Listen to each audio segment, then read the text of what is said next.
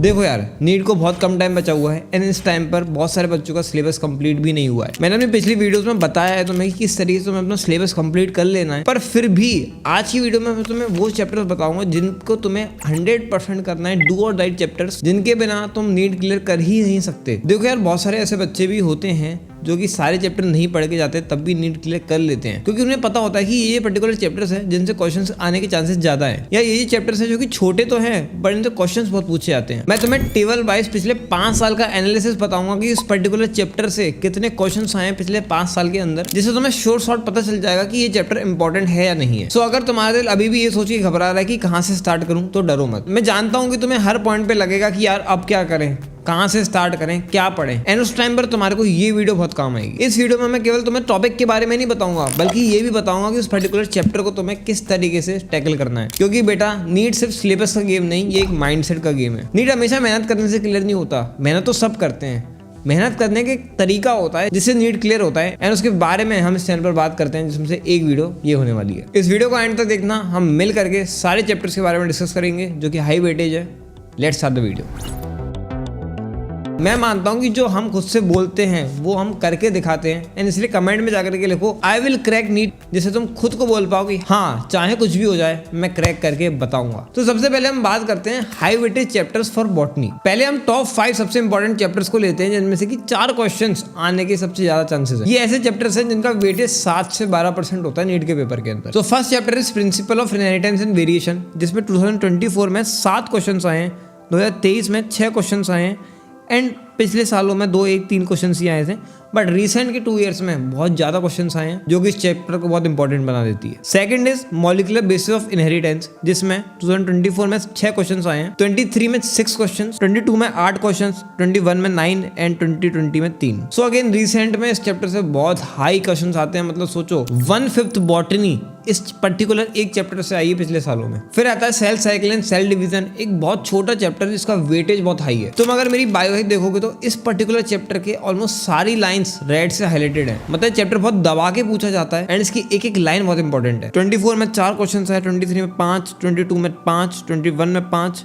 And 2020 में 4। फिर आता है प्लांट ग्रोथ एंड डेवलपमेंट, एक बहुत अंडररेटेड चैप्टर है, जिससे भी एवरेजली 4 क्वेश्चंस आए हैं पर ईयर। एंड फिर आता है एनाटॉमी इन फ्लावरिंग प्लांट्स, जो कि सबसे डरावना चैप्टर है बॉटनी का, एंड से भी 3 से 4 क्वेश्चंस हर पेपर में आए हैं एवरेजली। सो ये कुछ ऐसे चैप्टर्स है बॉटनी के जिनको आपको मिस नहीं करना है, चाहे कुछ भी हो जाए। अब हम उन चैप्टर्स पर आते हैं जिनके 3 से 4 क्वेश्चंस एवरेजली आने के चांसेस हैं नीट में, एंड इनका वेटेज 5 से 7% होता है नीट के पेपर के अंदर। तो first is morphology in flowering plant, एक बहुत बड़ा चैप्टर जिससे एवरेजली 3 से 4 क्वेश्चन पूछे जाते हैं। Second is sexual reproduction in flowering plant, again बड़ा चैप्टर है, एंड अगेन उससे 3 से 4 क्वेश्चन पूछे जाते हैं। थर्ड इज फोटोसिंथेसिस, एक मीडियम साइज चैप्टर जिससे पिछले 3 साल में 3 क्वेश्चन पूछे गए हैं। फोर्थ बायोडाइवर्सिटी एंड कंजर्वेशन, एक बहुत ही छोटे चैप्टर जिससे हर बार क्वेश्चन पूछा जाता है। एंड फिर आता है हमारा प्लांट किंगडम, जो कि एक बहुत बड़ा चैप्टर है, एंड इससे 2-3 क्वेश्चन आते हैं, कभी कभी एक भी आते हैं, पिछले साल एक भी नहीं आया था। सो चाहो तो तुम इसको स्किप भी कर सकते हो in the rarest of rare case, जब तुम्हारे पास बिल्कुल भी टाइम नहीं है ना। अब बढ़ते हैं हम जूलॉजी पे। सो जूलॉजी में कुछ 5 चैप्टर्स हैं जिनमें 5 से 6 क्वेश्चन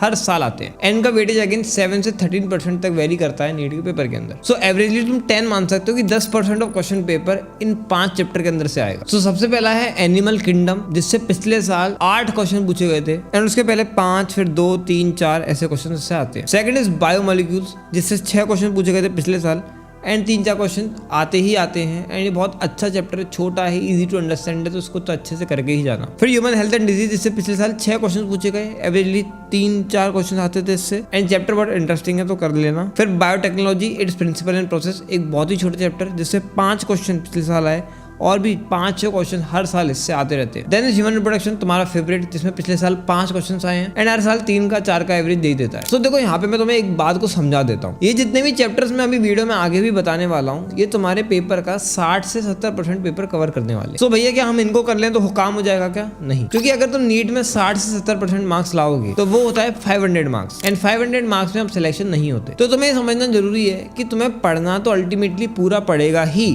लेकिन इन पर्टिकुलर चैप्टर्स को तुम्हें बहुत अच्छे से करना है, एंड बाकी चैप्टर्स को तुम थोड़ा बहुत कर सकते हो, एंड तुम्हें अगर टाइम नहीं मिल रहा है तो तुम उनके केवल PYQs करके जाओ। अब ये PYQs कहाँ से करें? तुम कोई भी बुक खरीद सकते हो प्रीवियस ईयर क्वेश्चन जिसमें दिए हुए हो, या तो इवन बायो खरीद सकते हो जिससे कि तुम एक चैप्टर को बहुत अच्छे से रिवाइज कर पाओगे जल्दी से, एंड उसमें रेड कलर से PYQ मार्क्ड है तो तुम बार बार PYQs को कर पाओगे, जिससे तुम्हारा रिवीजन बहुत आसान बन जाएगा। अब आते हैं जूलॉजी के जो सेमी वेटेज चैप्टर्स हैं, जिनमें से कि चारों चैप्टर हैं रिप्रोडक्टिव हेल्थ जो कि 2 से 3 क्वेश्चन, एप्लीकेशन ऑफ बायोटेक्नोलॉजी जो कि अगेन 2 से 3 question, neural control and coordination and evolution जो कि 4 अच्छे चैप्टर्स हैं जो कि जूलॉजी में इंपॉर्टेंट है। नाउ केमिस्ट्री की बात करें तो सबसे पहले बात आती है ऑर्गेनिक की। ऑर्गेनिक के जो सबसे 4 इंपॉर्टेंट टॉपिक्स हैं वो है aldehyde, ketone and carboxylic acid, alcohol, phenol, ether, organic compounds containing nitrogen and hydrocarbon. तो इन चैप्टर्स का आपको अच्छे से ध्यान रखना है। फिर आता है इनऑर्गेनिक जिसमें आता है पी ब्लॉक जो कि एनसीईआरटी से तो निकल ही चुका है, बट फिर भी 2024 में इसमें 2 क्वेश्चन आए थे। अब मेरे ख्याल से अगर एनसीईआरटी में नहीं होगा तो बच्चे कैसे ही पढ़ेंगे, एंड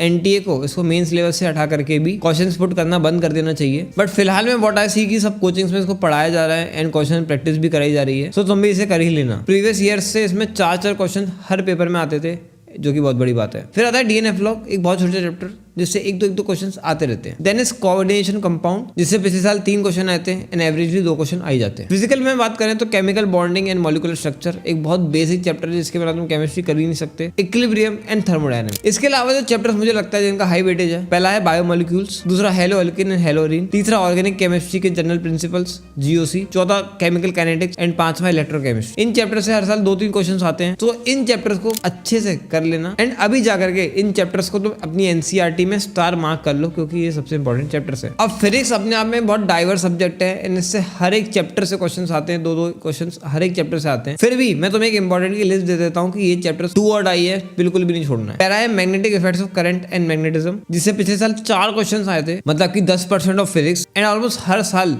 3 या 4 क्वेश्चंस आते ही हैं। फिर आता है सेमीकंडक्टर्स जिसमें अगेन पिछले 5 साल में 3 से 4 क्वेश्चंस आते ही आते हैं। Then electrostatics, properties of solids and liquids, इन चारों चैप्टर से पिछले साल 4 क्वेश्चन पूछे गए थे। Then atoms and nuclei, units and measurement and current electricity, ये ऐसे चैप्टर्स हैं जिनसे 3 क्वेश्चंस पिछले साल आए थे एंड हर साल ऑलमोस्ट आते ही हैं। करंट इलेक्ट्रिसिटी से पिछले साल मतलब 2022 में 5 क्वेश्चंस आए थे क्योंकि ये चैप्टर भी बड़ा है एंड इसका एप्लीकेशन ऑलमोस्ट हर चैप्टर में वैसे भी हो जाता है। देन काइनेमैटिक्स जिसमें से 1 क्वेश्चन आया था पिछले साल, थर्मोडायनामिक्स जिसका 1 क्वेश्चन आया था, ray optics and alternating current जिससे भी 2-3 क्वेश्चंस आते ही हैं हर साल। अगेन मैंने बोला यार नीट क्रैक करने के लिए तुम्हें 100% सिलेबस तो पढ़ना पड़ेगा, बट जो कि टाइम अब कम बचा है तो तुम इन चैप्टर्स को बिल्कुल अल्ट्रा स्ट्रॉन्ग कर लो, जिससे जो बेस्ट पॉसिबल होगा तुम्हारा वो हो जाएगा। टाइम कम है तो जल्दी से जल्दी रिवीजन के लिए तो मेरे फ्री बायो के नोट्स तो यूज कर ही सकते हो जो मैंने अपने टेलीग्राम और अपने ऐप पर दे रखे हैं, जिसकी सारी लिंक्स तुम्हें डिस्क्रिप्शन में मिल जाएगी। एंड अगर तुम्हें चाहिए कि 100 दिन का तुम्हारा बेस्ट रोड मैप क्या हो सकता है नीट की प्रिपरेशन के लिए, तो ये वाली वीडियो देखो।